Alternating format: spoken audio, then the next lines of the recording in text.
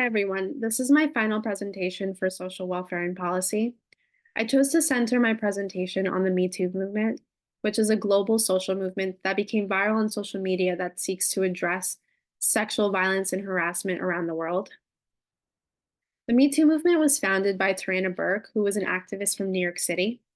She came up with the concept of, quote, Me Too in 1997 when she was counseling a young survivor of sexual abuse at a youth camp. This experience inspired her to develop the nonprofit Just Be Inc. in 2003, an all girls program for Black girls ages 12 to 18. And then a few years later, in 2006, she created the Me Too movement and began using the phrase, quote, Me Too on MySpace. In 2017, the Me Too movement went viral. The movement gained momentum after news reports of Harvey Weinstein's years of sexual abuse against young actresses in Hollywood started going viral. And then, in response to this, in October 2017, the actress Alyssa Milano asked women on Twitter to say hashtag Me Too if they've experienced sexual harassment or assault.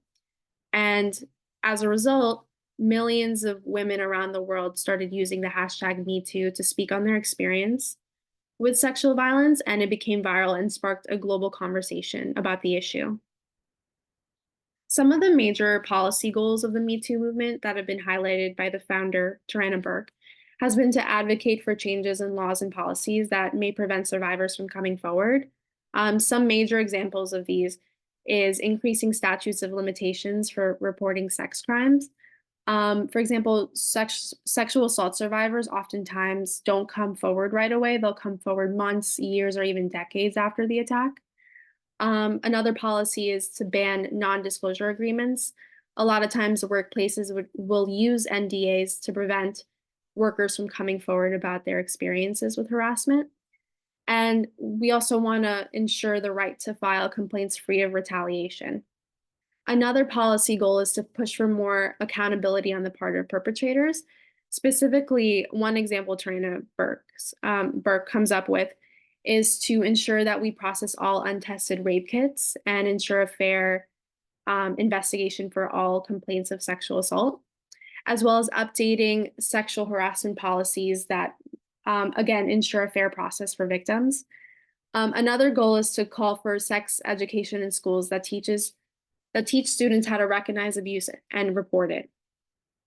Some of the major strategies and tactics that the Me Too movement used was to leverage social media for widespread awareness. They used hashtag activism and viral spread to raise global awareness of just the sheer magnitude of sexual violence. And for example, just statistically, 1 in 3 women around the world experience sexual violence, and I think the Me Too movement did a really great job at highlighting that. Within the first year of it going viral, the Me Too hashtag was used 19 million times. I also believe that the Me Too movement also helped build community among survivors and helped empower them to come forward and use their voice and share their experiences. The Me Too movement also supported survivors through legal and community resources. One of the most prominent examples of this was the founding of Time's Up, which Hollywood celebrities founded after the Weinstein case came out, and they helped raise resources and funds for legal recourse for survivors. As far as effectiveness goes for the Me Too movement, I found that they did a really good job in increasing awareness of the widespread prevalence of sexual violence. And it's also been linked to increased reporting of sex crimes. They found that there's been a 10% increase in reports in 31 developed countries around the world. Although there hasn't really been any prominent federal changes in terms of policy, there's been a lot of changes in workplace policy and culture at the state level. For example, 6 years after Me Too went viral, 24 states have passed over 80 workplace anti-harassment laws. Some of the biggest policy trends include the banning of non-disclosure agreements at workplaces, as well as, quote, anti-SLAPP laws that protect survivors from defamation claims. There's also been a greater overall push for accountability, including removing perpetrators from positions of power. I think we've seen all over the news in different industries, especially male-dominated industries, where people in power, especially men in power, have been accused of sexual violence and harassment, and they've been forced to step down. Although I think the Me Too movement has done a really wonderful job of increasing awareness around the world about sexual violence, I think because it was so heavily related or connected to the Weinstein trials, it centered a lot around wealthy, white, famous women. And I felt like it took away from the origins of the movement, which was to bring awareness specifically of the sexual violence that Black women and girls face. And I think what we could do to improve the movement is to start including more marginalized voices in the global mainstream narrative of the Me Too movement. And I think that would really benefit with creating policy because I think if we create policy that is informed from voices of marginalized communities, we can create laws that specifically address the way that certain identities can leave groups of people more vulnerable to sexual violence, but also compound their trauma and create even more barriers to them accessing care and resources. Um, as far as my work with clients, as I've mentioned before, I am a patient advocate for victims of sexual violence at my local rape crisis center.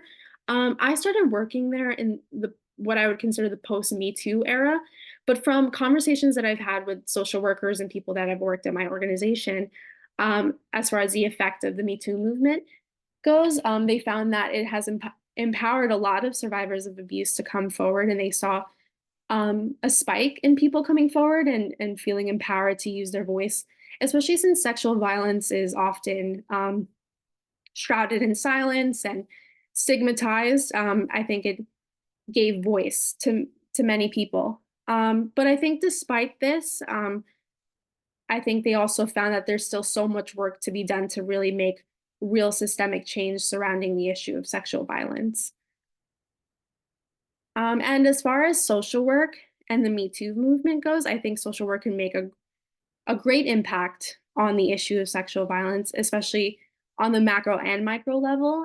In terms of macro, I think that social workers can use their expertise in um, abuse dynamics and trauma to advocate for stronger policies and procedures within organizations to prevent harassment and support survivors. I think they can also use their knowledge of again, power dynamics and intersectionality to center marginalized communities in policy advocacy work, and also lead initiatives to provide education and training in our communities about the dynamics of sexual violence. And then on a micro level, social workers can also utilize their clinical skills to provide trauma informed care to survivors, as well as connecting them to resources in the community, especially for more marginalized people who have a harder time accessing those things. And they can also provide advocacy for victims of crimes in a variety of settings, like, for example, court. That's the end of my presentation. Thank you for listening.